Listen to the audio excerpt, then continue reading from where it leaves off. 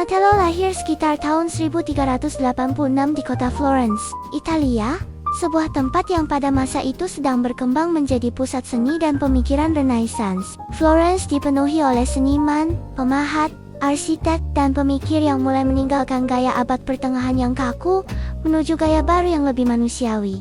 Donatello tumbuh di tengah suasana ini.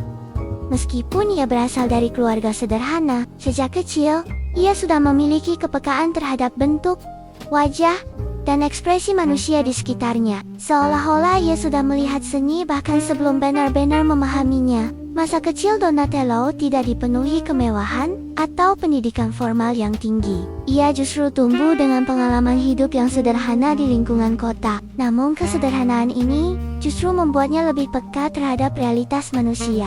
Ia mengamati orang-orang di pasar, para pekerja, dan kehidupan sehari-hari dengan penuh perhatian. Dari pengamatan inilah lahir rasa ingin tahunya terhadap bentuk tubuh manusia dan bagaimana emosi bisa terlihat dari ekspresi wajah. Perjalanan Donatello ke dunia seni dimulai ketika ia mulai belajar di lingkungan kerja seni di Florence. Ia menjadi bagian dari bengkel seni yang mengerjakan dekorasi dan patung untuk gereja dan bangunan kota. Disinilah ia mulai mempelajari dasar-dasar pemahatan batu dan logam. Ia tidak langsung menjadi maestro, tetapi belajar sedikit demi sedikit, melalui kerja keras, kesabaran, dan pengamatan yang terus-menerus terhadap karya seniman lain.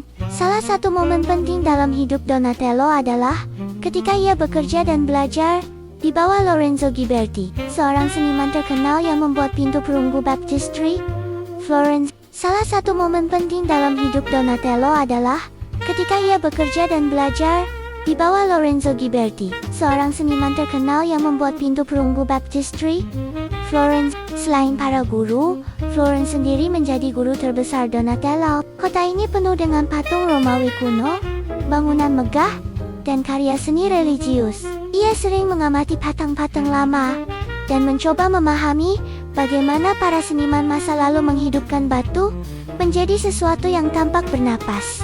Dari sinilah ia mulai membentuk visi bahwa seni harus lebih hidup, lebih manusiawi, dan tidak sekadar simbol. Salah satu titik balik besar dalam hidup Donatello adalah perjalanannya ke Roma bersama Filippo Brunelleschi. Di sana, ia mempelajari reruntuhan dan patung-patung kuno Romawi. Ia terpesona oleh realisme dan proporsi tubuh manusia dalam karya-karya tersebut. Perjalanan ini membuka matanya bahwa seni bisa meniru kehidupan dengan sangat detail, namun tetap memiliki kekuatan emosional yang dalam. Setelah kembali dari Roma, Donatello mulai mengembangkan gaya yang sangat berbeda dari seniman lain pada zamannya. Ia mulai menempatkan manusia sebagai pusat dari karya seni, bukan hanya simbol agama atau dekorasi. Ia percaya bahwa setiap manusia memiliki cerita, emosi, dan jiwa yang layak ditampilkan dalam karya seni. Pemikiran ini menjadi dasar penting dari gaya Renaissance. Donatello mulai menciptakan patung-patung yang tidak hanya indah, tetapi juga realistis dan emosional. Ia memperhatikan detail kecil seperti ketegangan otot, arah pandangan mata, dan ekspresi wajah.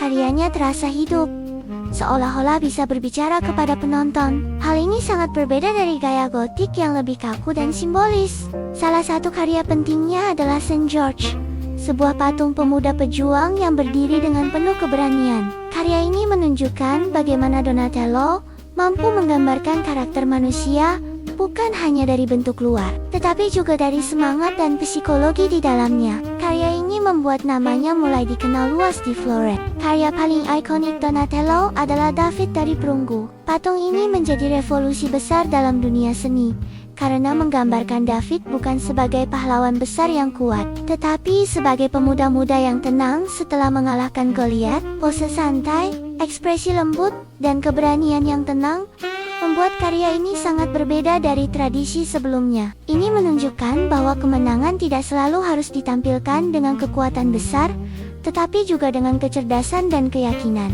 Donatello mendapat dukungan besar dari keluarga Medici, salah satu keluarga paling berpengaruh di Florence. Dukungan ini memberinya kebebasan untuk bereksperimen dengan karya-karya baru.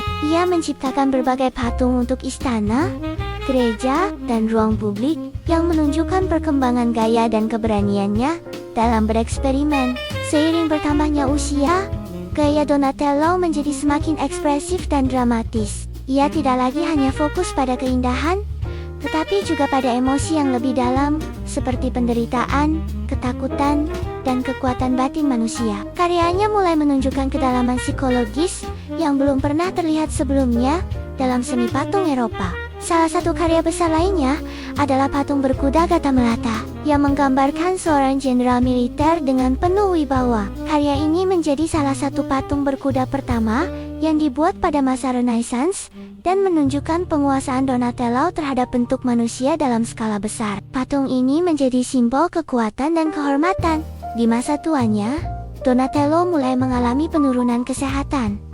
Tetapi ia tetap berkarya. Ia lebih banyak bekerja dengan bantuan murid-muridnya, namun tetap memberikan arahan dan ide-ide kreatif. Meski hidupnya tidak mewah, ia dihormati sebagai salah satu seniman terbesar di Florence. Donatello meninggal sekitar tahun 1466, tetapi pengaruhnya tidak pernah hilang. Ia dianggap sebagai salah satu bapak seni patung Renaissance yang mengubah cara dunia melihat seni. Dari karyanya, lahir generasi seniman besar seperti Michelangelo yang melanjutkan revolusi seni ini. Warisan Donatello bukan hanya patung, tetapi cara baru melihat manusia dalam seni hidup, emosional, dan penuh jiwa.